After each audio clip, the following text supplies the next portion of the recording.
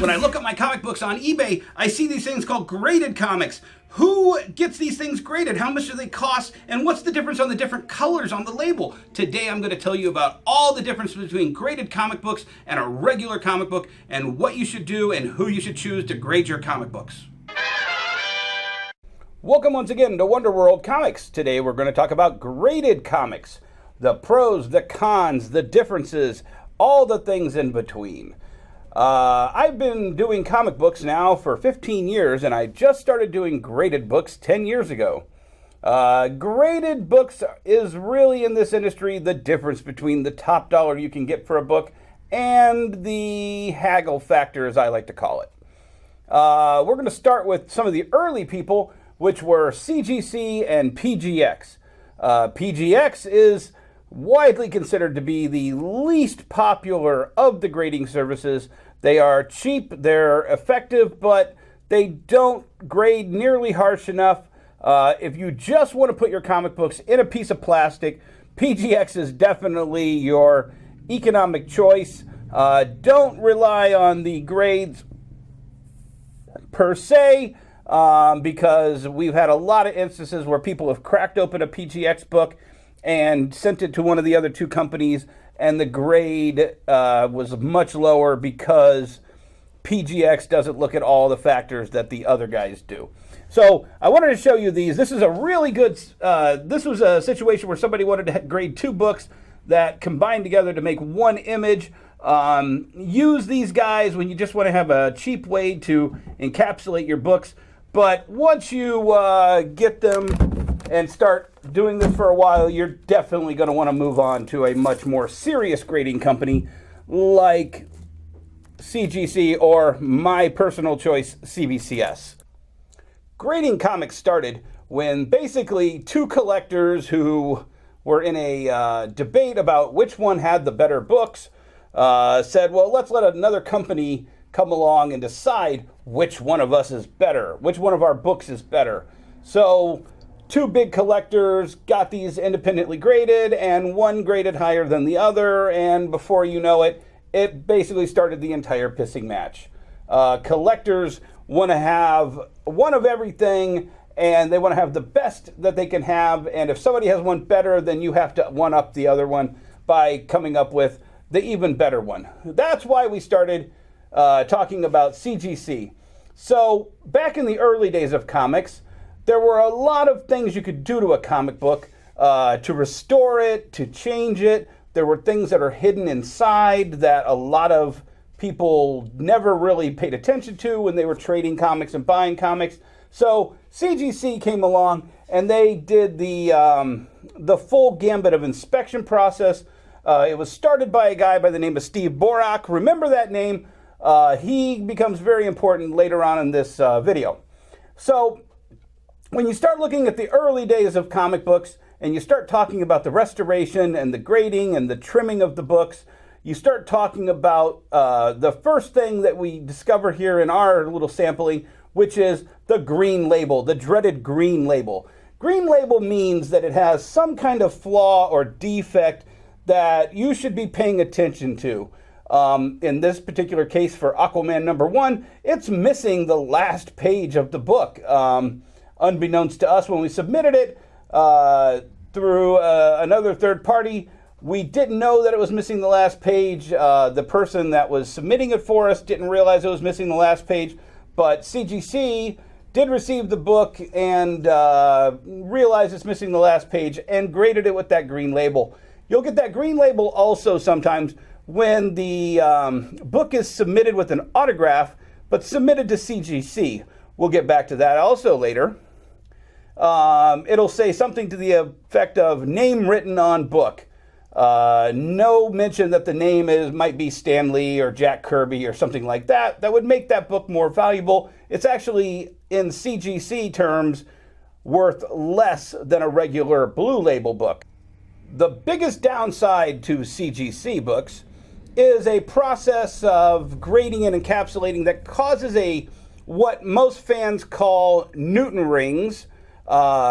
It's the rainbow colored spectrum discoloration on the book CGC claims that there is no long-term damage to the book inside, but it definitely doesn't display nearly as well as the other grading companies like PGX and definitely not CBCS. Despite all of the advances that have happened in the last 15, 20 years in grading books, nobody has been able to get rid of these Newton rings over at CGC. I've had problems with CGC misgrading books, damaging books in the grading process. That's why we no longer use CGC. We do occasionally trade for CGC books, and that's why you still will find CGC books in our inventory. But for my personal taste, CBCS is definitely the brand that we use for all of our comics grading. Where CGC did revolutionize the grading process, they opened up the entire avenue of authenticating the autograph. A lot of fans love to have their books autographed by their favorite comic creators, writers, artists, etc. And then they would get little sketches on the books. Then the industry reacted by saying, hey, you like to have sketches on your books? Let's go ahead and make entirely blank covers of your book. And CGC, if you went through a process of authentication and verification and witnessing, would then put this nice yellow label on your book to signify, yes, this has been witnessed by us. We guarantee that the person who drew this did do the art on it, and whoever signed it did do the signature on it. And this will elevate your book's value several times over its regular retail value. So you heard me talk about a man by the name of Steve Borak. Well, Steve Borak is the one who started grading books for CGC all those years ago. Well, at a certain point, he had lost faith in the grading abilities of CGC, and he had worked in the private auction houses at Heritage Auctions to the point where he said, you know what, we really need to start a new service to kind of fix a lot of the problems that the old services were having, and that's when he started CBCS. So every comic book starts out as a blue label, is what we call it in the industry. That is a standard grade book. It's graded on all the different points, the colorization inside, all the interior pages, the exterior pages, the corners, but most specifically the spines. So when you see a book that's a 9.6, the number you're really trying to hit is a 9.8. That is considered by most people the highest grade book you can get. There are 9.9s, there are 10s. Those are exceptions to the rule. Those are exceptionally perfect in every way. But a 9.8 is really what you're going for. When you get a 9.6 like this original 1977 Marvel Star Wars, you have one or two light flaws that just bring it down just enough. And the difference between that could be double and triple and even quadruple what the 9.6 is for a mint copy in 9.8 condition. So let's talk about some of the books that I have out here today. When you start looking at books like this, hey, Dennis, why do you have this Shazam number 28 out here? Well, that is the first appearance of the Bronze Age Black Adam. This is the character rumored to be being played by The Rock in the possibly sequel to Shazam movie that's going to be coming out. You'll want to get these graded when you have the chance, and that way when they start having set photos of The Rock in costume, that's when you want to sell a book like this. So right now I have this graded, but I'm waiting for something to make this shoot up in price even more than it is right now, so that I'll get the maximum amount of my money for this book. When you start looking at books like Star Wars #1, this is what I call an evergreen book. Every child, man-child from the last 50 years remembers picking this book up in some way, shape, or form. And this book is one that everybody wants to have in their personal collection. And of course, a 9.8 fetches a much higher price on it. But a 9.6 is definitely nothing to sneeze at. When you get into books like this is where you start getting into the rarest of the rare. A book like this, it might look like nothing to you. It's a comic book with an action figure drawn on it, but this is actually done by an artist by the name of John Tyler Christopher. He draws these action figure variants for all of the Marvel comic books and especially the Star Wars comic books. This was a special one given out only to retailers. There are less than 500 of those in the world, and out of those, there's a very small handful that are 9/8 and autographed by John Tyler Christopher. A book like this. So let's talk about the basic cost of getting one of these graded and how much profit you can make on a book through this process. This book cost, when it first came out, $3. I bought them at wholesale for $1.50 each, roughly. The grading costs vary depending on what services you want to add on. The average price is about $15 per book. They can get up as high as, $1,000 if you're getting an Action Comics #1 graded.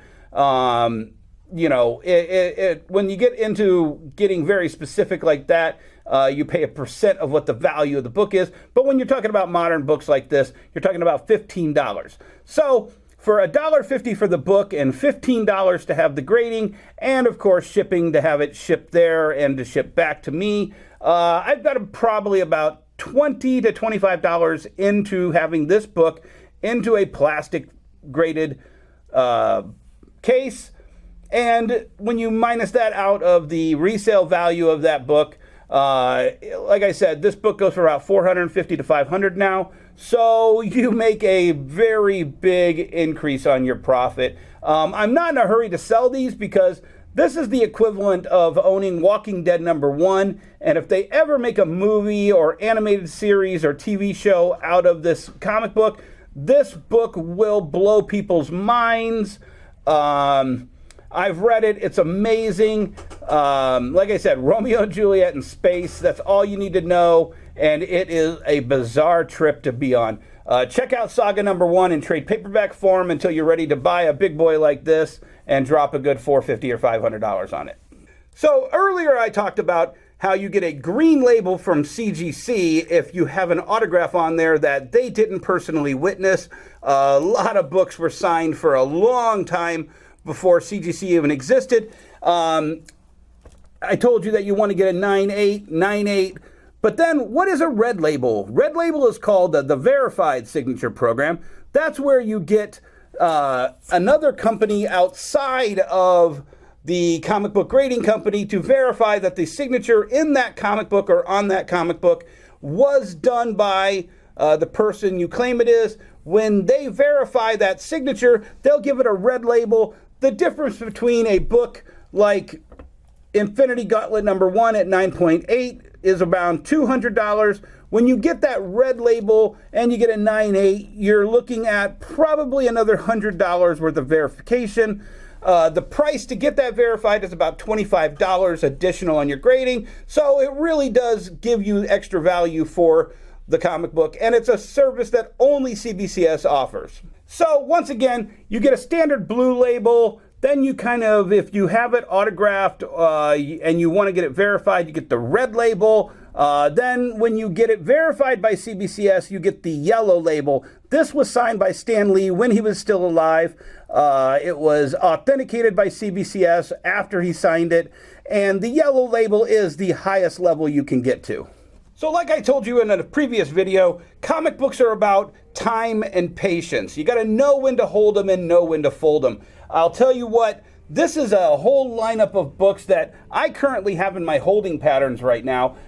So the reason that I hold these books is you get your maximum dollar when they're hot. Right now you got Jared Leto on the set of Morbius the Living Vampire, tweeting out pictures of him. He hasn't really been seen in the full costume yet. We're really going to need the first trailer before this elevates even higher. And then you might want to wait until the movie comes out just to see if it's really that good. Sometimes a book will peak before the movie comes out. Sometimes it'll peak higher when the speculators don't even know what they're buying. But a book like this, I really suspect Jared Leto can bring real justice to the character, and that the highest point this is going to get is probably opening weekend of the movie. There are other books right now. Right now, this is the first appearance of the Silver Surfer and Galactus. We haven't had a really good version of Silver Surfer and the Galactus in the Fantastic Four movies, so everyone's hoping that Disney, when they get it done, we're going to have a really good one. But before we get to that, Fantastic Four has to be into the Marvel Cinematic Universe. So this is a book that I might actually be holding for quite some time. I got these signed by Stan Lee and verified yellow label. This is really an investment in the future. Just in the last year, before Stan Lee passed away, this doubled in price. After Stan passed away, and after the Fox merger happened, this book is now quadrupled from where it was. Holding this book is a way better investment than blowing it out and getting quick money now. Right now we're in the final stages of Dark Phoenix coming out by the X-Men. This is the first appearance of the Phoenix. This is the death of Phoenix of Jean Grey, which then leads us to the Phoenix Saga. These two books are right now just hitting their stride, and we'll probably be selling these in the next month. You get down here to a book like Submariner. Who knows where this book can go? This is Submariner #1, clearly not the first appearance of Namor, which is Fantastic Four #4, but it is kind of an iconic issue, signed also by Stan Lee. This is definitely one to hold until we get, Channing Tatum is going to be Submariner announcements and we start seeing set photos. When we get a Submariner movie announced, this book will skyrocket. And then you got a book down here, like, what is East of West, Dennis? Imagine if they made a special copy of The Walking Dead and only gave it out to retailers. The Walking Dead hit as high as $10,000 for a top-graded copy at a certain time. East of West is like a special version of the regular East of West, done by Jonathan Hickman. This book right now is worth $1,000 in 9.8 condition, and you don't even know what East of West is. Imagine when this book gets a TV show or something better to it, this book will skyrocket. They only made, I believe, 300 to 400 copies of this book, and out of those, I have a couple copies of them graded 9.8. Most people don't have graded 9.8 copies. It was a very tough book to get in 9.8. This is a game of know when to hold them and know when to fold them, guys. I'll hold books. Only in a few instances have I held a book too long and the book tanked. And the money I make off the ones that I've held long enough more than makes up for holding on to the books that, holding on to the books that have gone down in value. Thank you for watching Wonderworld Comics review of graded comic books. I hope you didn't get bogged down with too much techno mumbo jumbo from us comic book geeks, but this is the world that makes you the money in comic books. So I wanted to make sure you had an inside peek at what we do, and hopefully you'll be able to extrapolate it to your collections and make the kind of money we make here at Wonderworld Comics. Thanks for joining us. Join us again next week. We're going to have another exciting review of popular culture, comic books, toys, games, and check out our Amazon and eBay stores, Wonderworld Comics and Toys. That's where we have all of our CGC CBCS books for graded comic books. And check out wonderworldcomics.com/Amazon for all of our regular comic books in inventory.